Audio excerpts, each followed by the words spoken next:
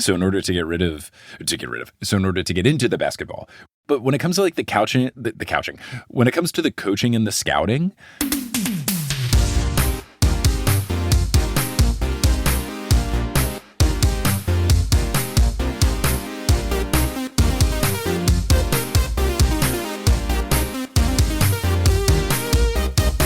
Sup nerds, it's basketball. Welcome to Horse, a basketball podcast about everything except for the wins and losses. My name is Mike Schubert and I'm joined by my trusted co-host, us recording an episode to Bam Adebayo going off for 83 points within hours. It's Adam Amawala. I do think it was that night, right? Like, wasn't it like the night after we recorded? It was either the night after we recorded or the night after we posted an episode. But it was so funny with the timing that we had to put up. I think we just posted. So we had just posted an episode. He goes off for 83. We put an emergency overtime because we knew we got to get all of our feelings out there because 83 points is wild. And it is wild. And it's cool that he did it. And I think that the discourse around it for all of the negativity, I think was silly. I think it is justified to say, you know, to put the little qualifications like, yeah, it was against the Wizards who are really trying. And yeah, 43 of the points for free throws, which makes it a bit of an anomaly.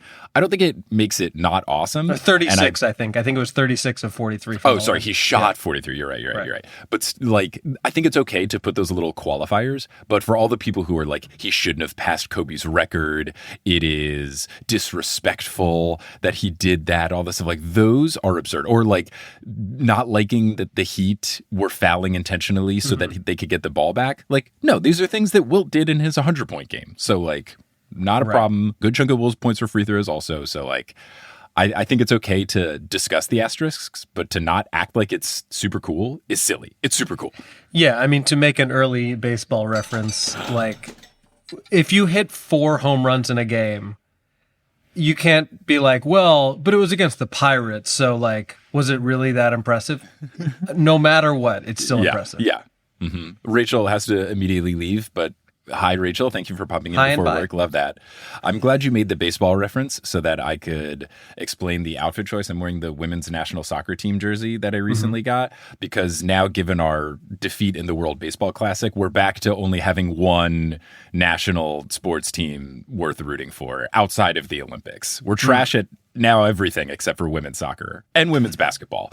And men's basketball, I guess. But for the non-hoops things, we at least had baseball, and now we've lost the World Baseball Classic twice in a row. Good for Venezuela. That is cool for them, especially given what the American government did to Venezuela. Like, outside of baseball, sure, we'll take that. Yeah, I don't know. That's also what they said. Oh no. I don't know. The whole thing seems perhaps more nuanced than I realized, but I don't know that we want to get into global affairs. We don't have to. We should get into basketball.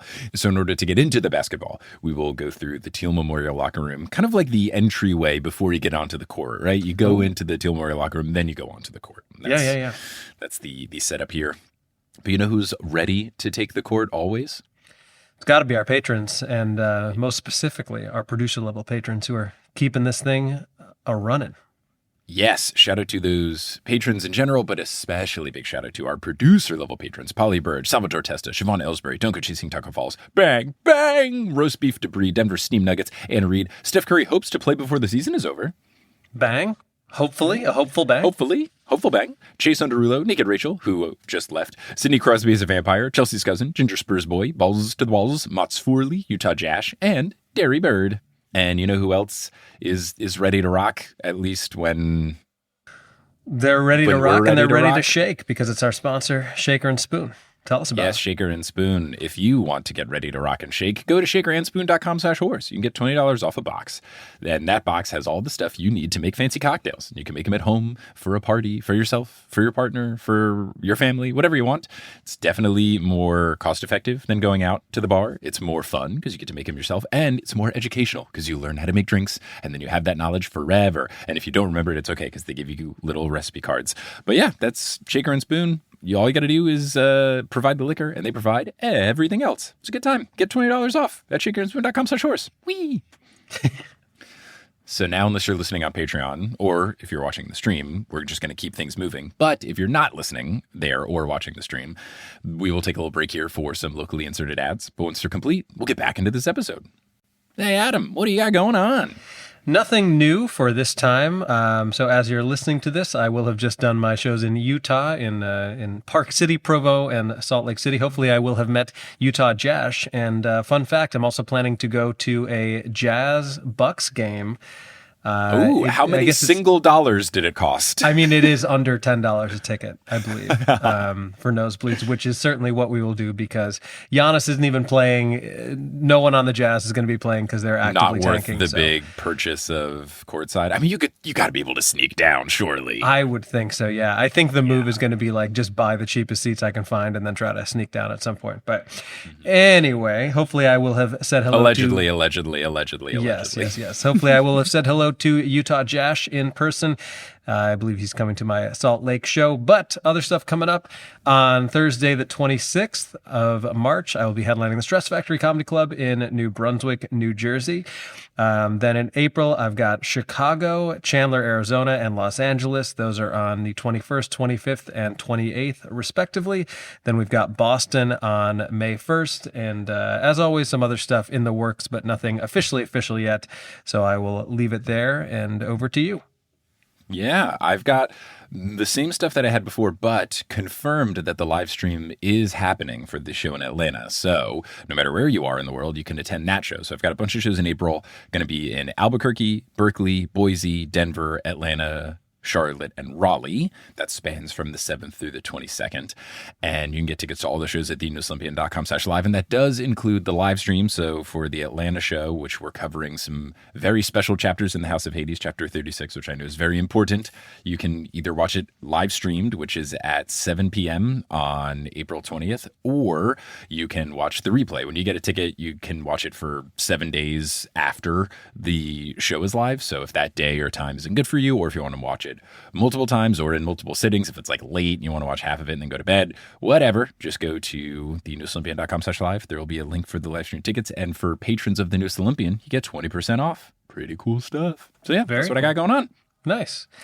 And also an excellent job of saying Atlanta rather than Atlanta. I know. I can tell you've I've been trying to get better. I've been really trying because Toronto gave me a lot of crap for saying Toronto. And I blame it on my sports fandom because I feel like a lot of sports broadcasters always hit the second T in Toronto and Atlanta. And I didn't learn until I did my last live show in Atlanta that they are also another town like this. And it should be more in the front of my brain because anytime someone says Trenton is the capital of New Jersey, I die inside. Like the only people who pronounce Trenton are the police. Like, ugh, no way. Get out of there. So yeah, I'm shocked that it took me so long to realize it, but I am glad to be recognizing the way that Atlanta should be properly said, which is Atlanta. I hear sirens behind you, so let's just keep it moving and grooving. We can now get into our next segment, which does usually involve you speaking, and alas, there are sirens, so we'll pause. But I know for a fact we have NBQ&As since we left some on the table last time, so once you can speak, what do we got? We do, and the sirens seem to be dissipating a bit. So in honor of her saying hello and then departing, we do have a question from Rachel. The question is, hi, Mike and Adam. Has there ever been an occasion in the NBA where a team has backed out of an agreed-upon trade for any reason? I've been hearing about this going on in another sport recently, so I was wondering if that's ever happened in basketball. Good question. Yes, it has. I believe what Rachel's referring to. Yes, what Rachel is referring to, I am assuming, is a huge blockbuster trade in the American football, in the NFL world. Sad sound effect reference, if you want to. I will. There's a player named Max Crosby who is one of the best defensive players in football. He was traded from the Las Vegas Raiders to the Baltimore Ravens in exchange for 2 first-round picks. And then they said that he failed his physical. They backed out of it. And then they signed somebody else who plays the exact same position. Now, all the conspiracy theorists are like, you knew he was going to fail the physical anyway. He's injured when you traded for him. Everybody knew he would fail a physical. You're doing this because you got buyer's remorse and realized you could get somebody else at that same position without trading 2 first-round picks. So there's a lot of shadiness going on. The most recent example of this that you're referring to is Mark Williams last year, who was traded to the Lakers from the Charlotte Hornets at the deadline. Mark Williams, a big man. The Lakers very much needed a center at the time. He was traded, and I believe it was Dalton Connect part of that trade? Yes, it was basically a Dalton Connect, Mark Williams swap. And I think it was probably a similar thing to what you're describing with NFL. Like, Mark Williams had been hurt for a good chunk of every season in which he played. And then Dalton Connect, I don't know, it kind of felt like a similar, like, trader's remorse situation. Right. Yeah, and so they claimed it was like a physical, that Mark Williams' condition was not what they thought it was. 99% of the time when a trade is voided like this, it comes down to the physical. I would think that there must be other stipulations in terms of, like, if someone breaks the law or commits a crime or something like that, or something comes to light that perhaps was not known about before. But this has happened in baseball. It happened with Carlos Correa, who's part of the cheating Astros World Series teams. I think he signed with like 1 or 2 different teams during one offseason, and then the physicals were coming back a little wonky, and so they pulled out. So it is definitely something that has happened before. It's not super common, but I think when it does, it kind of harms everybody, right? Like, it harms the reputation of the team that traded for him. It harms the player's reputation.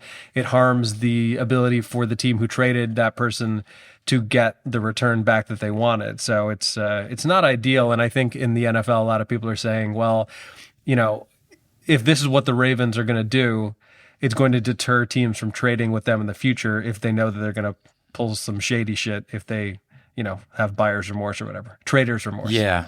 Right. And I think the only other basketball example of this, it's not a team voiding the trade, but it was when the NBA voided the Chris Paul trade for basketball reasons. Yeah. And that was a very specific thing. I don't know. Have we ever done it? That actually happened about the basketball reasons trade? I don't know that we have. You mean the Chris Paul thing? Yeah, the Chris Paul, like, the reason cited was basketball reasons. But it was a situation in which the NBA owned the Charlotte Hornets, or the New Orleans Hornets. They owned the New Orleans Hornets because they were like in the midst of a sale and they hadn't had new ownership. So there was a trade that went down between, I guess, like, the front office still made the trade, but it was trading away Chris Paul, who's like the only really good player. They had some other good folks, but like their main star they traded him in like a package that would have sent, it was like he would have gone to the Lakers is basically the long and short of it. And the NBA voided the trade because they wanted to sell the team, and they knew that if the team had no prospects, no stars or anything, that the buying price would be a lot lower. So they voided the trade for basketball reasons. It did feel like a very unfair trade at the time. Like, it was one of those like, what are they doing trades? And well, I assume it was like a salary dump trade. It was like a salary dump pick kind of thing. Like, it basketball wise kind of made sense, but then they ended up doing the Clippers version of the trade where that sent Chris Paul to the other Los Angeles team, and they got a different return package instead. Hearing you talk about basketball reasons, which is so vague, it's making me laugh because I just got a kind of late tax document. This is the season where if you're someone like myself or Mike, you're getting like 1099s from a million different places. Yep. But the name of the business that I got a tax document from was Important Business Corporation, which just sounds like it's a front for something. Like, it actually is funny that I'm declaring money from a place that sounds like it is purely working in cash. Well, you and I for sure do this because we'll perform at like smaller venues and stuff that like clearly they just like had to make an LLC just so that they could run their business or whatever. And they just did like a stupid name as a bit. And then they kept running the company. Right. And it's like the bar will be called, Jim's Pub, but then the actual official holding name is like Smelly Skunk Productions LLC. And you're like, all right. Yeah, exactly. Good reference. But yes, I get a lot of those. And then they're also like the official name of Google. If you ever get a 1099 from Google, it's like XXVIII Holdings, like the Roman numeral for like a Super Bowl. 28. Yeah. And like, I remember the first time I got paid from them, I was so confused because it was when I was in college and I got a 1099 from this company I'd never heard of. And I had to do some digging. And it was me because I got YouTube money. I was a YouTube partner since high school. So I got paid enough one year that they had to give me a 1099. And I was just like, what is this company? Like, this was in the time when I was an engineer. So my taxes were very easy and boring. It was like, here's my one document from my one employer. Cool. And then we got this 1099 and my mom was like, what the heck is this, Michael? Oh, man. Yeah. Enough tax talk. Let's get into full court press. Get it? Like the news? Yeah, let's do it. First thing, big off the top, as of this morning, very early in the morning, this is reported at like 3 a.m., so I guess midnight Pacific, the WNBA Players Union has reached a verbal agreement on new CBA terms with the league and the owners. Yeah. Oh my gosh, I missed this. That's great. Yeah, so just came in this morning. This information that I'm reading you is from an ESPN article written by Alexa Philippou, and there's lots of stuff coming from Shams Charania, who broke the news.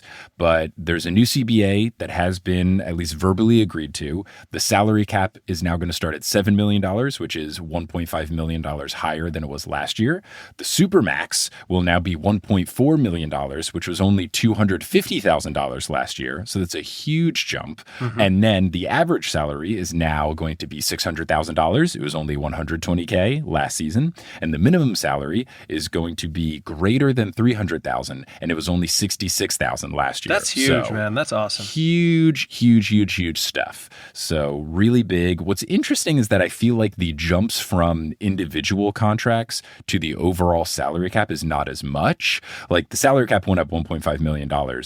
And, you know, if you run the percentages, that's nowhere near the fact that a Supermax has more than quadrupled and the average salary has more than quadrupled and the minimum salary has almost gone up by 5 times as much. So what's my initial read on it is like, okay, cool. The players are going to get paid. Ooh, for the first time ever, because this, I don't think it's ever really been a concern in the WNBA. Like, we're actually going to have the salary roster crunch. Like, I can't think of a trade that was made for salary reasons aside from, oh, the owner just doesn't want to pay them. Like, I can't, we'd have to ask Jordan, but like, I can't recall a time where it's like, they got to make this trade. Otherwise, you know, they can't pay everybody. It's usually just like they don't want to pay everybody. Yeah. So that was, I thought, the most interesting thing about like the dollar values. It's like the cap is going to actually be a real thing now. But yeah, so all those dollar amounts are really good. Apparently the revenue share is, it says sources said the average revenue share would be nearly 20% across the length of the deal. There's still a formal term sheet that's got to be finalized and everything, but I can't blame them, wanted to announce this as quickly as possible so that there's enough planning for like, hey, the season is going to happen. Seems like the Players Union is happy about it. And, you know, training camp is supposed to open in a month. April 19th is when training camp begins. So this timing does not surprise me that they wanted to give people a full month to be like, hey, we're making it happen. So here we are. Yeah, and you know, we've talked about this a lot. I think if there had been a labor stoppage, it could have been really, really detrimental to the league just because, like, of all sports I can think about, I really can't think of any sport that has had more growth and exposure in the past, like, 5 years than the WNBA, just in terms of going from something that was, like, genuinely obscure for a lot of people to now being part of the sports landscape in a very real way, where you're also not just hearing about, you know, women talking about it. Like it has become a huge thing. So good for them for getting it done. I was definitely concerned that wouldn't happen. I also think a lot of credit goes to Nafisa Collier and I guess Brianna Stewart for doing what they did with Unrivaled, because yeah, they essentially were like, hey, we know we've got a great product. We're going to go out and prove that people will pay a lot of money to see us. And it's not just because of the WNBA giving us the platform. So credit to them for, I would assume, driving that price up. Yeah, I think so, especially because there's certain things where Unrivaled was able to save a lot of money in other regards. Like most of the games are at the same stadium.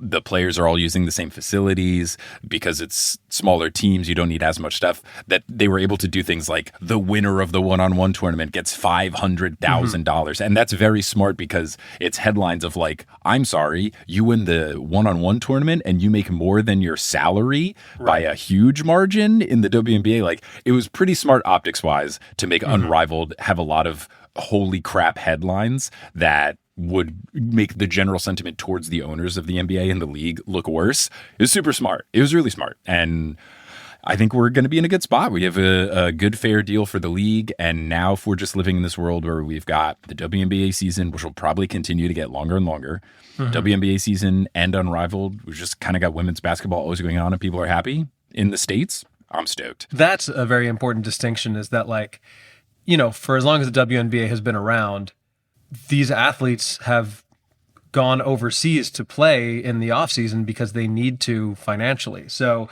if now between the, you know, updates and upgrades within the WNBA pay structure as well as Unrivaled, if that's one more reason that people can stay in the States to play basketball, not have to put themselves in a position like a Brittany Griner playing in, you know, somewhere like Russia, and also just growing the sport here rather than abroad. Like, I think that's a huge win and a good move from the WNBA to not be short-sighted, because the other part of it is, like, if these women are playing in a complete other league overseas, the risk of them injuring themselves either during those games or just having too much wear and tear and getting hurt during the season, like, it all kind of adds up to a worse product here, and to hopefully not have that happen as much is it's pretty cool. Yeah, it's cool. And I think if things get to the point, especially if Unrivaled continues to grow, and it's just like, all right, the most standard thing for the stars of our league, because you'll still have lower level players probably going overseas to make some bank. If the stars are playing WNBA games and then just doing Unrivaled, which, like, they're still trying, but 3-on-3 is definitely less intense than 5-on-5. Right. And I'm sure Unrivaled is set up in a way where you're trying to win, but you're not like going all out. Like, if that's like the yearly cycle, I think it's a good place for the stars of the W to be in. Totally. Well, hey, yeah, it's nice for us to get news right before we record, and also good news. Yes, it's very, very good. Now, going over to the NBA side, you know, things have been like kind of cool in terms of, like, obviously there's no more trades with the trade deadline being passed, and there's some stuff. But the big news is that the board of governors, like all the people who own the teams, will be voting this offseason on whether or not there will be an expansion in the NBA. And it's only to say that there will be teams in Las Vegas and Seattle. So basically, all of the owners will vote, and it will say, do you want to expand? I think the target season would be 2028 to 2029. So it would be not the next season and not the season after, but after that. So you'd have 2 full gap seasons, and then it would begin. And I don't know what the numbers are for like what percentage it has to be for it to get approved.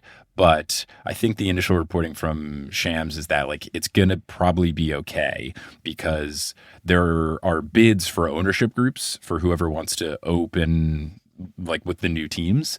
And I think the estimations are that it's going to be between $8 and $12 billion. And I think that money just gets, like, straight divided amongst the other owners. So that offsets the whole, like, if you were concerned about more teams, you know, dividing up the revenue share pot. But I think with those fees coming in initially, and you would just think whatever the next deal is, like the next TV deal, should be higher, because there's 2 more teams, there's 2 more markets, there's that many more people to watch, even if, like, the number of games doesn't go up. So I don't personally see why the owners would not want to do this.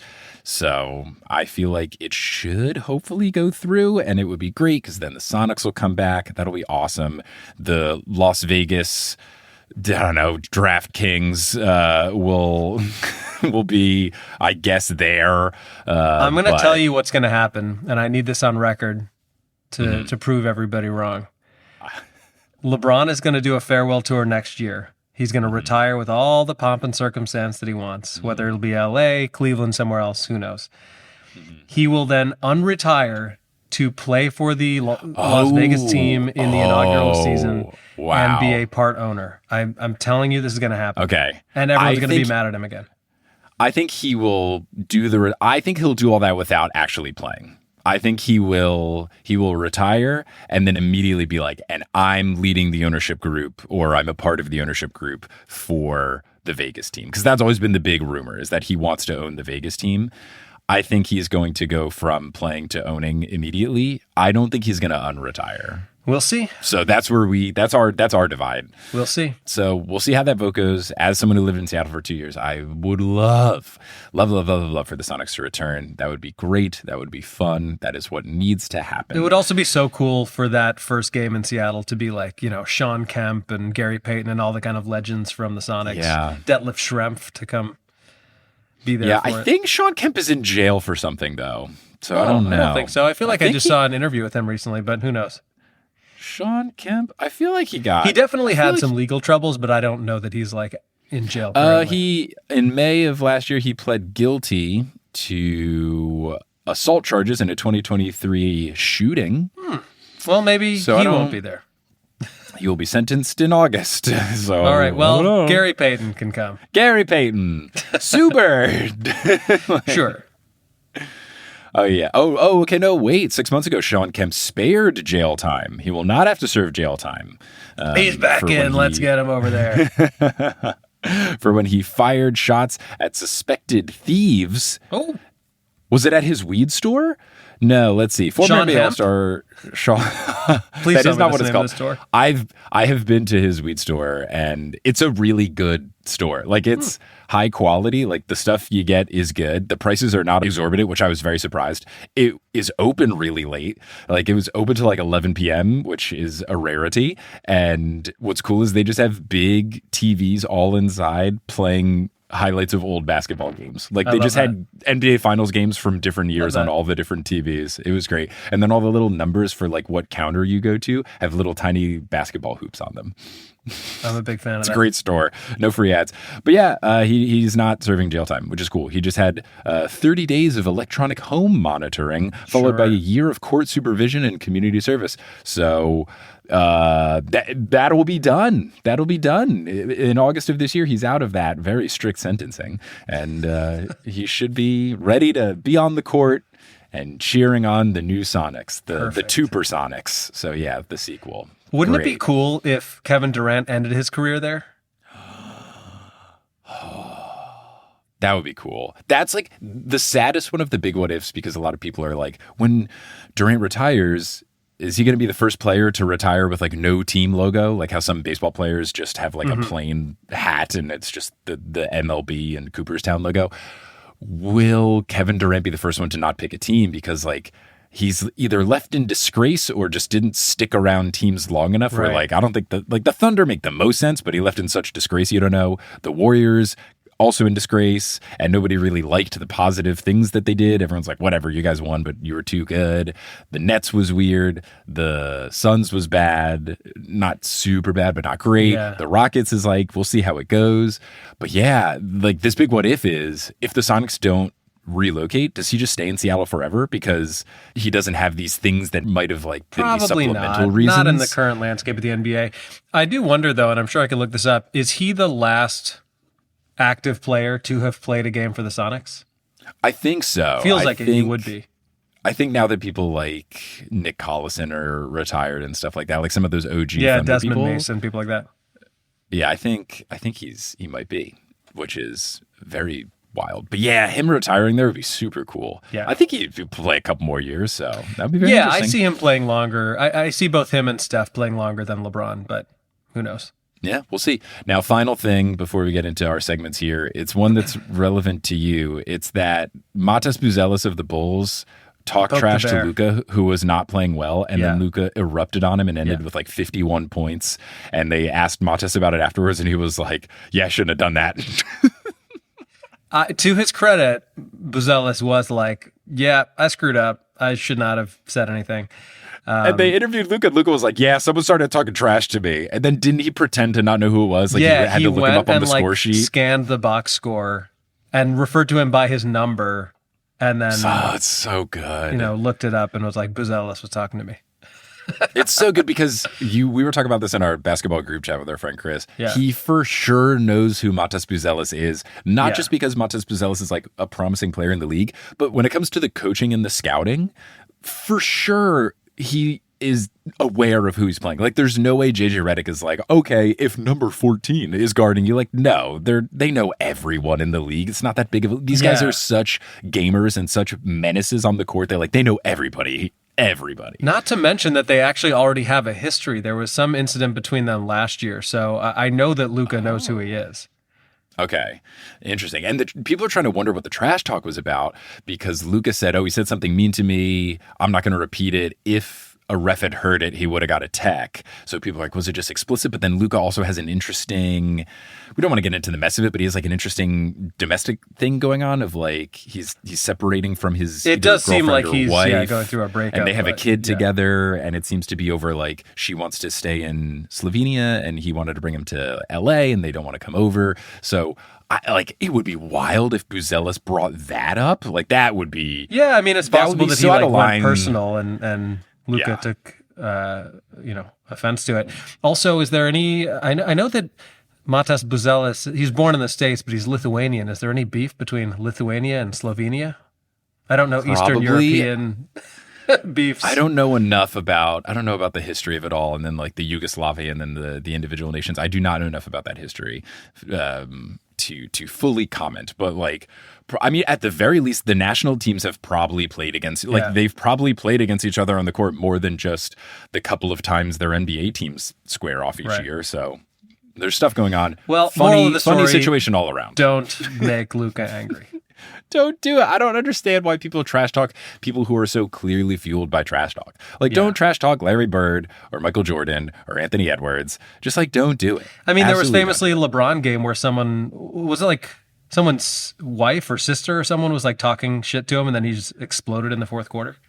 Yeah, and there's instances of people in the crowd talking trash, like either Russell Westbrook or Dwayne Wade or whatever, and then people go off. Like, I don't know. Michael Jordan was so psychotic that he would just invent it in his brain. Like, this one said something mean about me. Yeah, just absurd. But that's what we've got for news and everything. Now we can get on to your That Actually Happened. Let's do it. For today's That Actually Happened, it's time for a feel-good story, albeit a poignant one. By my own admission, I spend way too much time on my phone, and specifically on Instagram, where I put so much content into my brain constantly that it's genuinely rare that I see a story that stands out from the rest. This was one of those times. The headline simply said, Allie Jenkin bawled out for her late father, and what I'm about to tell you will blow you away. To give some additional context, the idea of athletes playing in remembrance of family members, friends, or teammates they've lost is pretty well documented.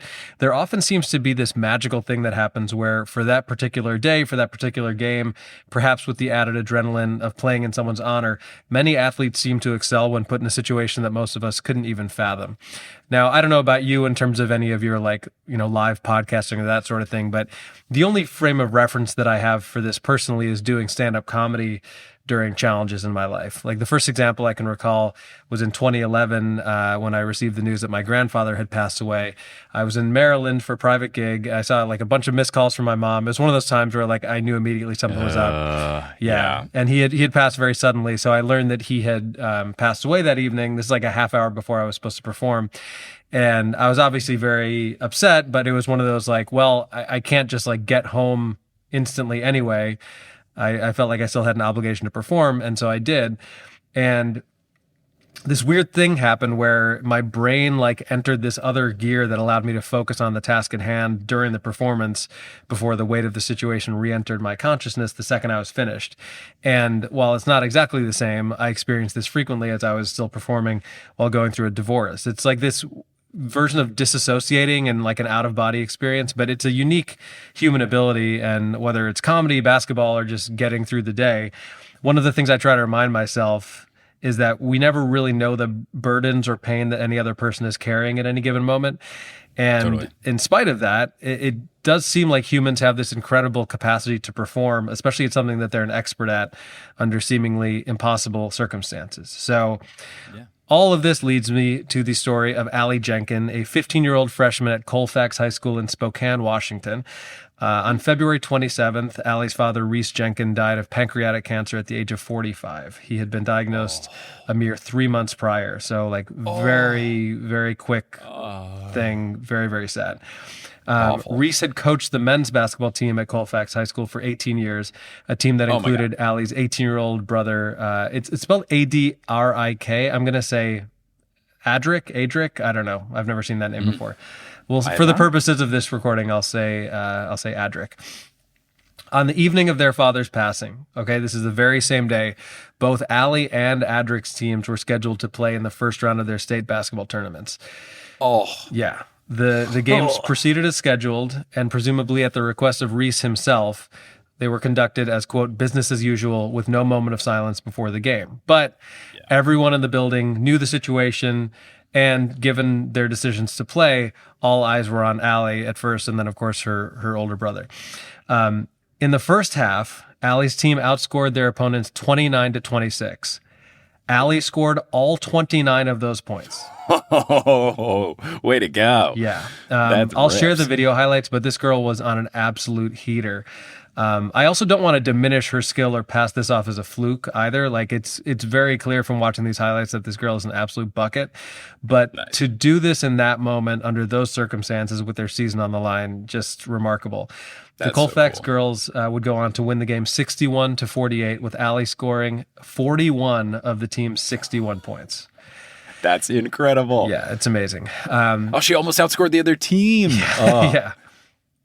After the game, Colfax girls head coach Jordan Holmes described the achievement. Quote, "That's just who Allie is. She's going to show up. I asked her on Wednesday, what do you need? Because we knew the time was coming. I said, if you need to miss a game, Allie, it's okay. We got as far as we got with you, and that's good enough for us, if that's what you need." And she said, "I'm not missing a game. My dad doesn't want me missing a game." Coach Holmes goes on to say, "Your heart breaks for the whole family. And the kids, they're in a tough spot. Nobody expects them to show up and play. And yet, that's exactly what they know their dad wants them to do. For them to show up tonight and for Allie to do what she did, it's incredible." Now, Adric's team was up next, and his evening was no different from his younger sister's. He scored 34 points. It would have sucked if he was like, he's 0 for 18 with 12 turnovers. No. He scored 34 points in his team's dominant 96-49 victory. He also passed the 2,000-point mark for his high school career in the process that same night. And while Allie's team would go on to lose in the next round the following day, Adric's team ended up winning the state championship, in which he scored 33 points and grabbed 12 rebounds in the school's 13-point victory to close out his high school career and his team's second consecutive undefeated season. Wow. Yeah. After the championship winning game, Adric described the emotions of the past week in saying the following, quote, "It kind of has felt a little bit like a dream, like I'm going to wake up and everything's going to be all okay. It's been a super emotional few weeks. It's also super sad, but it's also brought us a lot closer together, playing for something bigger than basketball. I think we all had one goal and we got that finished," end quote. Allie and Adric were named Co-Tribune Prep Athletes of the Week by local newspaper, the Lewiston Tribune, obviously very well-deserved. So to Allie, Adric, and their youngest sibling, Riker, our hearts go out to you all, and all those who loved Reese Jenkin. And if you're listening to this right now and you're going through a difficult time for any reason, whatever it may be, I hope that this example of perseverance inspires you to stay strong, and that actually happened. That is awesome. That is great. That is so cool. And yeah, that is far and above anything that I have ever had to do shortly after any sort of shortcoming. I have this like good/bad thing where all of my grandparents passed when I was really young. So I haven't had like a recent sort of tragedy. The closest thing to ever having to like perform after something like that is my girlfriend in high school broke up with me once, and then I had a basketball game the next day. Just in PE class, we were playing basketball, and I erupted because I was so angry. Like I went off for a bunch. I made a layup between the legs on a fast break. Like it was a dominant performance, but it had been absolutely. And then after the game, someone asked you about the breakup, and you looked through a box score to find her name as if you didn't know who she was. Oh yeah, my goodness. No, it was that's the closest I had. But no, that's cool. What a cool story. Like, great all around. Good for them. Yeah, pretty amazing. But that's what I got. What do you have for your 3-on-3? I know you were excited about it. 1, 2, 3, 3, 2, 1. 3-on-3. Yeah, I'm excited because I have a long list of things on my phone just called Horse Ideas is the title. And then anytime I think of something for a 3-on-3 or that actually happened, I put it there. And then when we're doing a non-interview episode, I consult the list. And this time it made sense, given that it was announced that the NBA will be expanding, that there's one I've been sitting on for a while, which is rating the top 3 best and worst team names that expansion teams were almost. So a lot of the second place finishing names. So what happens with NBA expansion when you have new teams, and maybe this will happen for the Las Vegas team, back in the day, you would usually have a fan vote contest. It wouldn't always be like whatever gets the most votes wins. Like they're not locking it in, but there would be newspaper or radio or both contests to try and come up with a team name and also build hype for the new team. Like, oh, hey, the Orlando's getting a new basketball team. You can submit what you want the name to be. And then some of them have like legit brackets. Other times they just like take all the names and then pick one. Sometimes they take them and present finalists and then do votes on just like smaller numbers. And these are all documented. So I found a bunch of stuff on Wikipedia, which is great. And then I also want to give a shout out to an article on sportsnet.ca written by Isaac Owusu, who is a fan fuel blogger. And they kind of compiled a lot of this. Wikipedia had most of the information, but there were a couple that Isaac had added that I didn't see in my own research. So I'm grateful. I was kind of double checking. So what I'm going to do, I did it just from 1980 onward, because before 1980, the only like expansion was like NBA/ABA merger and then like other things. And just like, oh, we renamed a team because they were the Packers and there's an NFL team called that. Like it was all kind of like boring stuff. But from 1980 onward, starting with the Dallas Mavericks, that's when you have like legit, we're picking names, we're asking the fans. So that's what I've got here. So I'll do my 3-on-3 and then I'll reveal all of them because like some of the things are wild and some of the choices are very interesting. So I'll start with the worst and I will go from 3 to 1. So my number 3 worst almost team name, and this was really close. It was going to be their name and then it got vetoed. It was what was the Vancouver Grizzlies, or in 1995, now Memphis Grizzlies. They were originally going to be the Vancouver Mounties, like the Canadian Mounted Police. That was going to be their team name. But then the Royal Canadian Mounted Police vetoed it. They did not approve of the name to be used. And I feel a couple of ways about it. Like, one, I do think it's a bad name because you shouldn't have a team that's called the Cops. Like, that sucks. However, the Mounties are kind of fun, and they have fun uniforms and silly hats, and I do feel like the aesthetics of a team called the Mounties would be cool with, like, the brown and the red and the blue. Like, it would be kind of fun. But, yeah, I think if your team name is the Cops, that would suck. So I feel a couple of different ways about it. I did make them, like, not as high on the worst because the reason they weren't the team name, being that the Cops said no, makes me be like, grumble. So, I don't know. Very conflicted about this team name, I was. Yeah, it's such a shame it didn't work out. They could have had all sorts of theme nights, like excessive use of force night and, all sorts of stuff. Oh, jeepers. Yeah, could have been troublesome for sure. Like, can you imagine if it was the Vancouver Mounties when they had like the George Floyd protest games and stuff? That would have been bad. That team would have got renamed real quick. Yeah. Oh yeah. Oofa doof. Alrighty. So that was number 3 worst. Number 2 worst. The Minnesota Timberwolves, who came into the league in 1989, were almost called the Minnesota Poehlers. Now, I don't know if they were going to be polar bear or if it was just like, we're cold. But they or spelled like did Amy a thing. Poehler? It was not spelled that way, but that could have been a fun Amy Poehler night. So they were almost the Poehlers. It was a thing where they took in name suggestions, and then it came down to a final 2 that they had people vote on, and it was between Timberwolves and Poehlers. And Timberwolves won with like a 2-to-1 ratio, which I don't think is extreme enough. Like, Timberwolves is so much better than Poehlers. Yeah. I don't know what they were going to do logo-wise and mascot-wise and color-wise and all that, but the Minnesota Poehlers, like, you want to talk about the fact that NBA free agents already don't want to go to Minnesota because it's so cold when the season is going on. Like, if you're adding on top of it that the team is the Minnesota, hey, it's cold in this states, oof, would have been horrendous. Would have been awful. Would have been really bad. And then the number 1 worst is for one of the finalist names in the contest to name the Toronto Raptors, which is one of the worst names and is only the winning name because of Jurassic Park, the movie. That is why they are the Raptors. One of the final names was the Toronto Hogs. Oh. The Hogs. Yeah. Is there any significance to hogs in the Toronto area? Not that I can think of. But just hogs, just as animal, is bad. Like, you don't want to be the pigs. Like, that's I weird. mean, and then also the other connotation of the use of the word hog, it would have been a problem name. Yeah. I mean, the only exception to that rule I can think of is the Arkansas Razorbacks, because at least Razorback is like a cool name for a type of hog. But also, that's not even what you think about when you think of that name.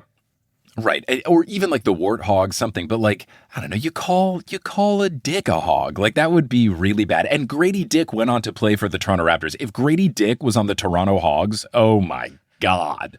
Oh my God. I mean, he already did a jersey Black swap. Jersey swap. Black. Yeah. Yeah. So that could have been a problem. Just so bad. So with these teams in particular, the Toronto Raptors originally were going to be the Huskies because they used to have an old basketball team called the Toronto Huskies. But then they decided there was no way to make a logo that didn't look like the Timberwolves. So they pivoted to a fan contest, and they had 2,000 entries, and the top 10 names that they had people vote on were Beavers, Bobcats, Dragons, Grizzlies, Raptors, Hogs, Scorpions, T-Rex, Tarantulas, and Terriers. I mean, Scorpions make sense for a team in Arizona, but not Toronto. Like, why was that even on the table? Don't know. Sounded cool. I also think, we'll get into this, but I think it's interesting that the Raptors had Grizzlies as one of their finalist names, and the Grizzlies, who did come into 1995, became the Grizzlies. We'll see when I get to the good list of another time that this happened. Well, and also, if the whole reason they weren't the Huskies is because it looked too much like the Timberwolves, that implies that if the Timberwolves had been the Poehlers, maybe the Raptors would have been the Huskies. They almost certainly would have, because it was like, oh, obviously we're bringing back the Huskies. And then it was like, when they got to actually the logistics, they were like, we're just going to look like the Timberwolves. Or the Yukon Huskies, if they would have cared about that. Yeah, maybe not. I do think it's funny that was like a concern in the NBA, where the NFL is like, yeah, half the teams are birds. Like, you've got the Eagles, the Cardinals, the Hawks, the Eagles, the Cardinals, the Falcons, the Ravens. Am I missing any? The Seahawks. Yeah, there's so many birds. Many birds. Too many birds. So let's get into the best ones. Number 3, I did spoil this. The Toronto Raptors were almost the Toronto Terriers, and it sounds not intimidating, but I kind of love it. The ankle biters. The alliteration is fun. Yeah. The Terry, I don't know, just to be like a fancy little dog, I love it. Terry Rozier played there. He could have been like Terrier Rozier as he was betting on basketball. I think it would have been fun. It's such a silly, goofy little name, but like, I feel like the city would have embraced it. And there aren't any dog teams. Like, yeah, we've got the Timberwolves, but that's not really a dog. But like, there's no dog teams. I know, but it's just such a ridiculous dog to choose. Like, would you want to play for the Portland Poodles? Yeah, I would. You would, but would most I mean, I would, but no, I don't think players would. But yeah, like, you have it a lot in college, like Bulldogs and more intense, I don't know. Minnesota Maltese. Yeah, right. Like, there's so many more intimidating dogs to pick. The Terriers is funny, but I just kind of love the sound of the Toronto Terriers. Like, I think it would be really fun. You know what? It sounds like it should be a minor league team, because minor league teams didn't get away with more ridiculous names like that. Yeah. I feel like it was probably picked just because the alliteration. They were like, oh, what's a dog alliteration? Like, we can't be the Toronto Dobermans or the Toronto...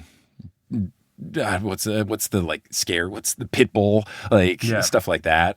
So I get it, but I don't know. I think Toronto Terriers has a nice ring to it. I think it sounds great. It would be really fun. Their jerseys could be like plaid. I don't know why, but I always imagine Terriers wearing like a little plaid collar. Maybe Boston would have vetoed it. They would have been like, no. That's our thing. They're Boston Terriers. All right. Number 2. This one's really good, and I'm actively angry about it. 1989, the Orlando Magic were almost the Orlando Juice. And God, it would have been great to be OJ. Come on, they would have had orange uniforms. Yeah, but that only would have been good for 5 years until OJ did OJ things.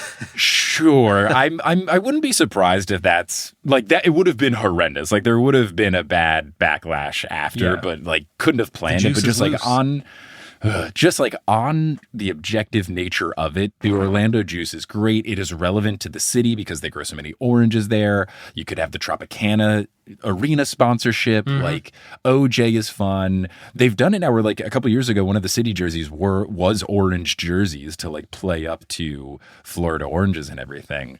Something about Juice is just cool. There's not a lot in the NBA of teams that have just like the single concept, like Heat. Like WNBA's got a bunch of them, but NBA, there's not a lot of Heat. Yeah, magic. Noche Latina could have said El Juice. I would have loved Heat. it. What? Yes, would have been great. But yeah, I just think Juice would have been really fun. For the Magic, they originally, before opening up a contest, were going to be the Challengers as a way to pay homage to the Challenger shuttle that exploded. Thank God they didn't do that. If every single time you're playing a team, you have to think about an exploding space shuttle, that would have been why would you want to awful for invoke vibes. the worst thing that ever happened to the city? That would be like if New York had a football team called the Jets. Yeah. Or if Chicago had a soccer team called the Fire. Right. Yeah. So I guess it's not without precedent. Oh, man. But yeah, I feel like Challengers, like, I don't know. It's also not that cool of a name. Right. But yeah, the other things they were considering were the Heat, which is funny. Again, much like with Grizzlies, like the Heat was one of their top names. Both teams are in Florida, so that makes sense. I guess the other ones are both in Canada. So And like Orlando Astronauts isn't the worst thing in the world, but Orlando Challengers. Weird. Right. Yeah, you could have done the Orlando Space. Like, that would have been cool because at least it's like, yeah, we do the launches, but Challengers is just like, oh, yeah, people died. Like, that's just, I think it's one step too far. They were also considering the Tropics, which would have been funny, especially given that it would have predated the Will Ferrell movie where they were the Flint Tropics. Like, that's pretty for semi-pro. And then the Magic, and then Magic won. And a big tie-in was because of Disney World and stuff, which, like, makes sense but sucks at the same time. Like, it's cool to do local reference. I don't like when the local reference is capitalism. So I think Juice would have been way cooler. And now for number one, this is not the original iteration of the Charlotte Hornets when they came into the league in 1988, but in 2004, after the whole Charlotte Hornets moving, New Orleans Hornets thing, they were promised to get the next expansion team. The Charlotte Bobcats, who entered in 2004, were almost the Charlotte Flight, which would have been very cool. And Michael Jordan would have loved that. He was not owning the team at the time. He went on to own them. I feel like it's clearly a nod to him, but it would have been so cool. He might have joined in on the team earlier. Again, single concept team is cool. The Flight just sounds fun. Like, it is just a cool name. And then also it's a double because what the real thing they could point to is like, oh, the Wright brothers, they did all their stuff in North Carolina. And you can point to that, but like, obviously it's also Michael Jordan coded, and you could do both things. You could have the airplane motif, or you could do a bunch of Jordan Knights and Jumpman, and Flight just sounds cool. Flight Night, Flight Fight, like the flight is right. Like there's just, gosh, there's so many opportunities. And the fact that they ended up going with Bobcats because the owner's name was Bob sucks so much, and Flight would have been so much better. I didn't even know about the owner's name being Bob, but like Bobcats is always a shitty name to me. It was really bad, and it was something that because I read this when I was doing my research for this, because the Carolina Panthers football team existed, they had to intentionally try and make it look logo-wise as different from the Panthers as possible, and they didn't do a good job because they still picked like the head of a cat going diagonally. Like, the logos looked almost the same, it just had different colors. So are the current Hornets just the Bobcats who changed their name back to the Hornets once the New Orleans Hornets changed their name to the Pelicans? Correct. Okay. That is what it is. So, like, if you look at the team history, I think it's a similar situation of what will happen to the Sonics, where the current Charlotte Hornets have absorbed all of the history. So it's easier when the team has not won the title that you don't have to worry about it. But there was a lawsuit in 2008. I don't know if it's a lawsuit or just like a court case after the Thunder moved away that the Sonics were able to win, saying if there ever is a team, like, we get all the history. So like the Thunder don't go around saying, you know, one-time NBA champion Oklahoma City Thunder. And I'd have to look at their jerseys, but NBA jerseys, if you ever see, like, on the back, there's a little gold rectangle, and every team has how many championships they've won on it. So for the Knicks, it has like a 2X, for example. I don't think the Thunder have 1X on the back of their or I guess now 2X since they've won it. I don't think they have 2X on the back. Like, I think they have fully abandoned. Meaning because the history. Sonics won one time and the Thunder have won one time?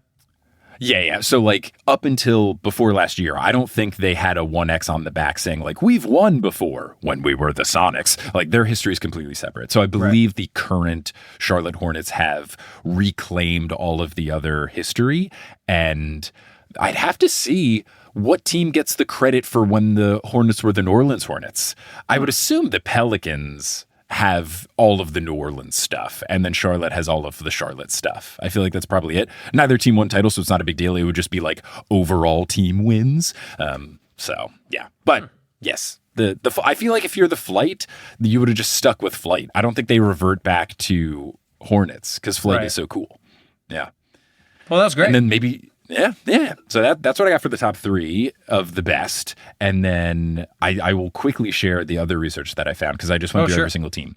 So in 1980, we had the Dallas Mavericks. They were almost the Wranglers or the Express, but they ended up going with Mavericks, which I think is the right call. It was inspired by Maverick, which was a TV show that was very popular in the 60s and 70s. But I think it's good because Wranglers just like feels like you're either going to be sponsored by Jeep or Levi, and I think that's better. It's funny that there was both a popular show called Maverick and a popular show called Dallas. Yes. Yeah. And they just went with both. And Express would have made no sense given that there's very bad public transit in Dallas. In 1988, Charlotte Hornets were almost the Charlotte Spirit. That was like the second place to Hornets. They were also considering the Cougars and the Stars. I think all 3 of those are worse than Hornets. The Miami Heat, the second place team name was Vice, but I think that's like too close to the TV show. Like that's way too on brand with the TV show where like it's too direct since that show was legit called Miami Vice. Like it's I like that instead they can the just nose. pay homage to Miami Vice with the incredible uniforms. Yes, exactly. We already went through all the ones for the Magic and the Timberwolves and the Raptors. The Grizzlies, though, in 2002, when they were moving to Memphis, it was already set up that FedEx was going to be the owner of the arena, and they had offered to pay $120 million if they would rename the team from the Memphis Grizzlies to the Memphis Express, so that it would be like very FedEx tie-in. And rightfully, the team said no. I'm glad they said no. I don't know if the team says no or the league says no, but I think it's good. It is a lot of money, but I think it's very wise to not have like such a corporate thing because I don't think in basketball there's any like corporate thing. You have some in other sports, like in MLS, you do have the New York Red Bulls, and it just sucks when one of the teams is a brand. So I'm glad, even if it wasn't 100% direct, like Express is still a cool name, but like we'd all know that it was because of FedEx, and I'm glad they did not do that. Yeah.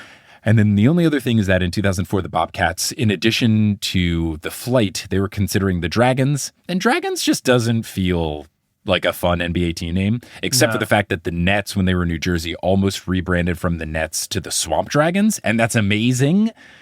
That was actually the first, I think that's the first ever that actually happened that we did on Horse. Oh, really? I did a thing about how the Nets were almost the Swamp Dragons because they were bad, and Nets is such a terrible name because it's just a piece of equipment. It'd be like if there's a football team called the Goalposts, and I think it would have been great. And it was one of those things where they did it. Every team voted yes, except for the Nets owners who got cold feet, and it had to be a unanimous vote.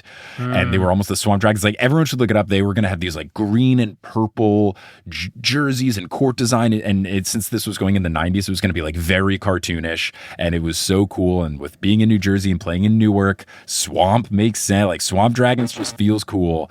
And it ultimately didn't pass. I think there was like one game where the Brooklyn Nets wore Swamp Dragons warm-ups to kind of pay homage to it, but they've never done like a full-fledged Swamp Dragons jersey night or anything like that, which could have and should be a city jersey at some point, especially while the Nets are butt for the next 6 years at least.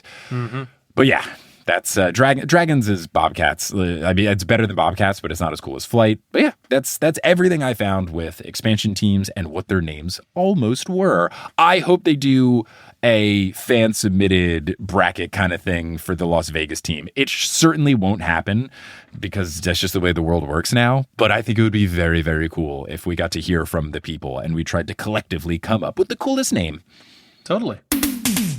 Thanks for listening to this episode of Horse. Horse is hosted by Adam Amawala and Mike Schubert. This episode was edited by Mike Schubert. The music is by Bettina Kapomanis. The art's by Alison Wakeman. The website is by Aurelia Lieb. And the social media is by both of the Horse Boys. Thank you to our producer-level patrons, Polly Bird, Salvatore Testa, Siobhan Ellsbury, Don't Go Chasing Taco Falls, Bang, Bang, Roast Beef Debris, Denver Steam Nuggets, Anna Reed. Steph Curry hopes to play before the season is over.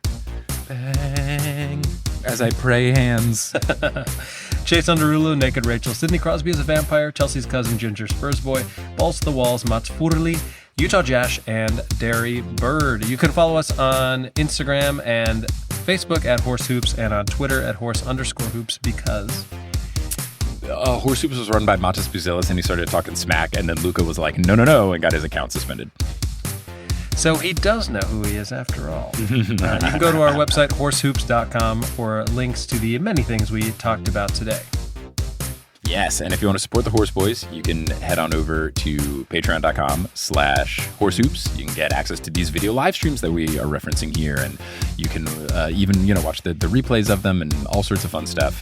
And then you can also go to horsehoops.com/merch. The physical Sepner shirts, it is over. The sale is complete, but there are still digital items you can get there, like the Horse theme song is your ringtone and wallpapers that come in the color of every single NBA team. So you can get a Sup Nerds wallpaper on your phone or your laptop or both. That is in whatever color combination of a team you may root for. And we also made Sonics ones, so it's going to age really well when they return. Nice.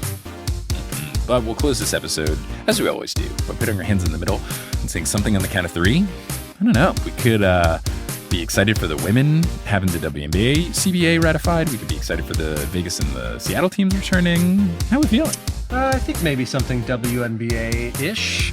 What's a good way to... do a Let's Go Ladies on three. Love a Let's Go Ladies. All right, let's do it. All right, 1, 2, 3. Let's go, Let's ladies. go, ladies. Very Way excited to get that it we're not having done. any Looking stoppage. forward to the season. Yes. All right, cool. Stop my recording. Stop the stream. Thanks, everyone, for watching. I hope you enjoyed. Bye. The Bleacher Report app is your destination for sports. Right now, the NBA is heating up, March Madness is here, and MLB is almost back.